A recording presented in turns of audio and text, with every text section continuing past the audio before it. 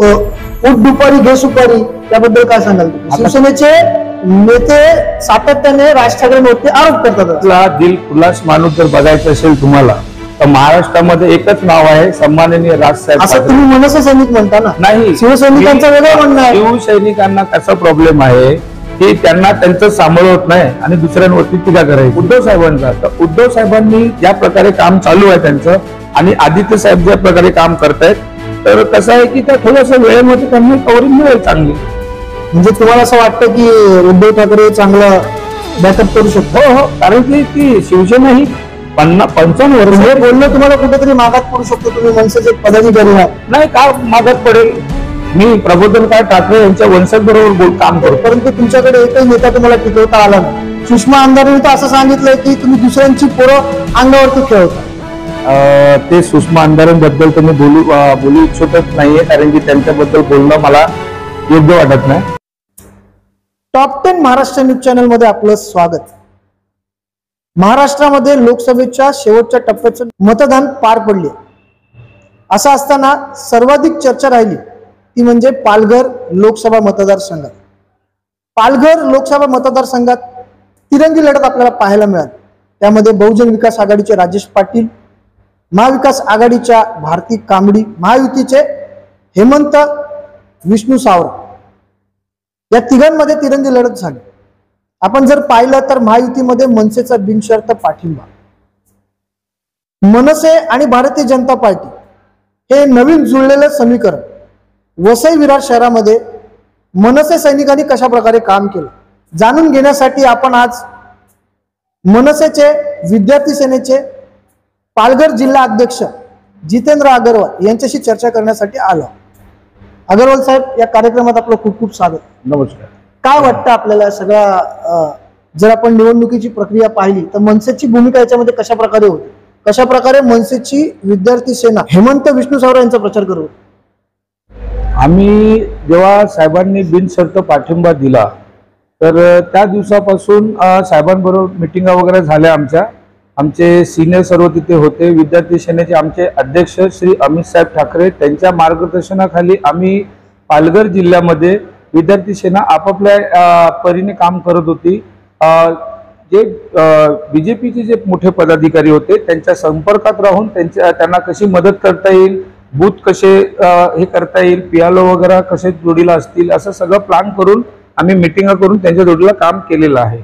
आणि मी स्वतः व्यापारी संघटनेचा कार्यकारिणी सदस्य असल्यामुळे मी ज्वेलर्सवाले, त्याच्यानंतर कपडेवाले, हार्डवेअरवाले, त्याच्यानंतर आपलं वसई विरारमधले जेवढे दुकानदार आहेत त्यांच्याशी संपर्कात राहून त्यांच्याशी बैठका घेऊन केवढा प्रचार करता येईल आपल्या सावरा साहेबांचा, तो आम्ही प्रामाणिक प्रयत्न केलेला आहे महाराष्ट्र निर्माण सेनेकडून.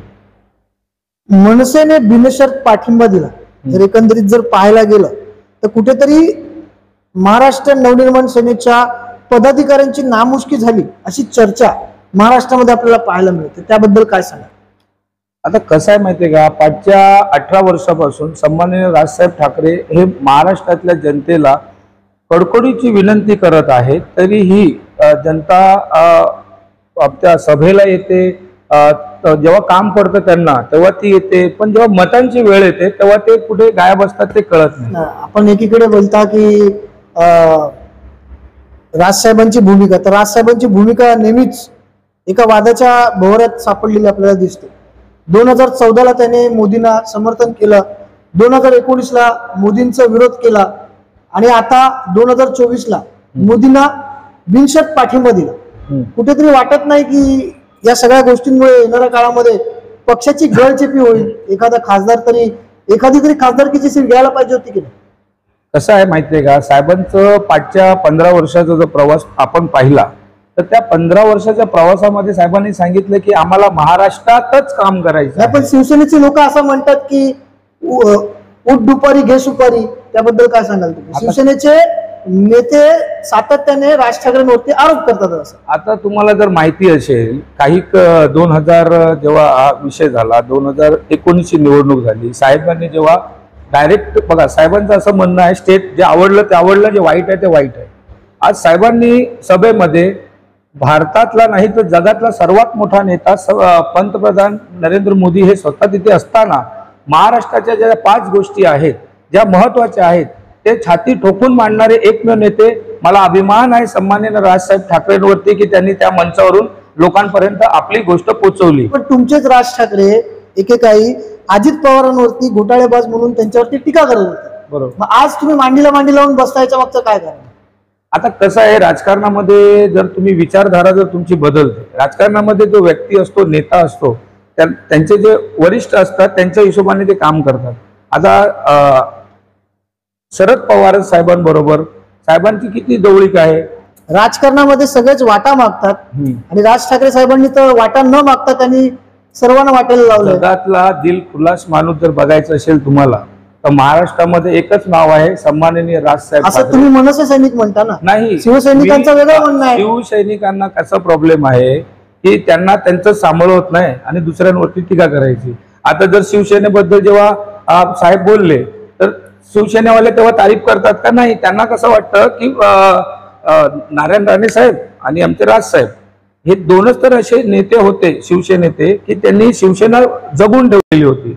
आता साहेब दोघच जण बाहेर पडले, 15-18 वर्षाचा हिशोब बघा, शिवसेना कुठच्या दिशेला आहे आता. नाही, पण असं म्हटलं जात आहे की मनसेचा प्रभाव कुठेतरी महाराष्ट्रामध्ये कमी पडतोय. फक्त सगळ्यांना गर्दी होते परंतु तुमच्याकडे एकही नेता तुम्हाला टिकवता आला नाही. सुषमा अंधारेने तर असं सांगितलंय की तुम्ही दुसऱ्यांची पोरं अंगावरती खेळवता.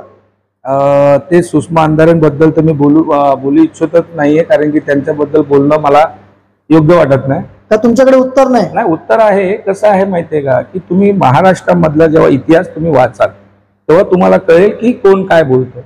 आता शिवसैनिकांबद्दल मी बोलायला, मी शिवसैनिक आहेत, बाळासाहेबांचे शिवसैनिक आहेत, आम्ही त्यांचा आदर करतो कारण की आम्ही पण एकेकाळी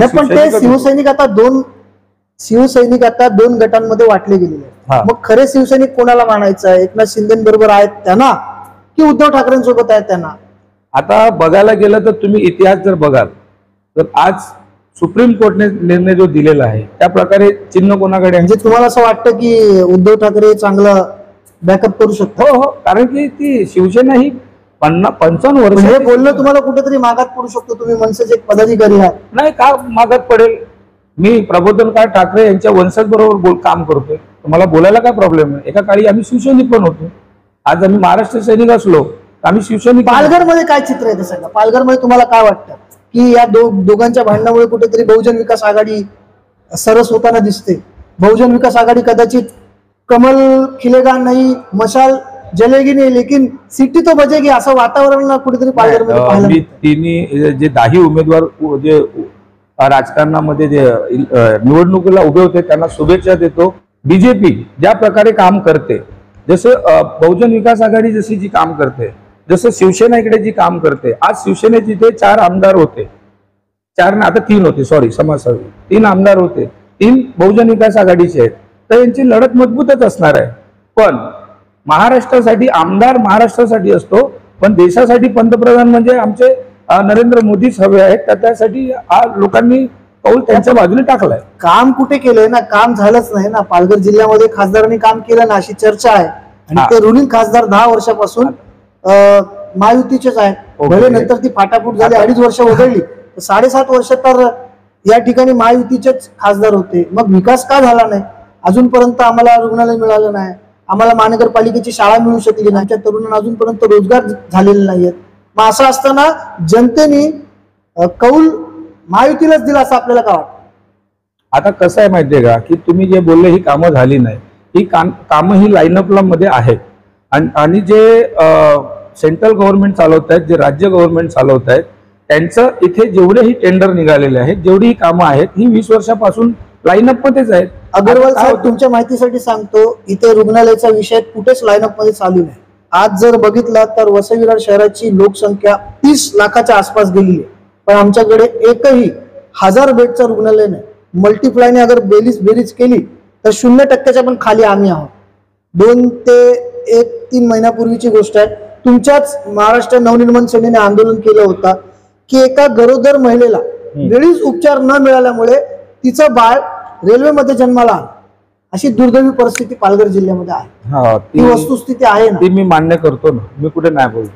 आता कसं आहे की वसई विरार महानगरपालिकेची लोकसंख्या पेपरवरती आहे 12 ते 14 लाख आणि अशी लोक बोलतात 25 लाख पण आहेत 35 लाख, मग प्रशासन हे किती मदत करू शकतो? ह्या जे प्रशासनाचे अधिकारी आहेत त्यांच्यावरती अंकुश आणायचा कसा? तर त्याच्यासाठी महाराष्ट्र नवनिर्माण सेना, महाराष्ट्र नवनिर्माण विद्यार्थी सेना सन्मान्य राजसाहेब ठाकरे यांच्या आदेशानुसार काम करत आहे. आपण एकंदरीत जर पाहिलं तर आपल्या सोबत मनसेचे विद्यार्थी सेना पालघर जिल्हा अध्यक्ष होते. त्यांनी विश्वास व्यक्त केलेला आहे की महायुतीचे उमेदवार हेमंत विष्णू सावरा हे विजयी होतील. आता ह्या गोष्टी आपल्याला 4 जूनलाच कळतील की कोण कितना पाणी में आहे. Captain Maharashtra news Palghar.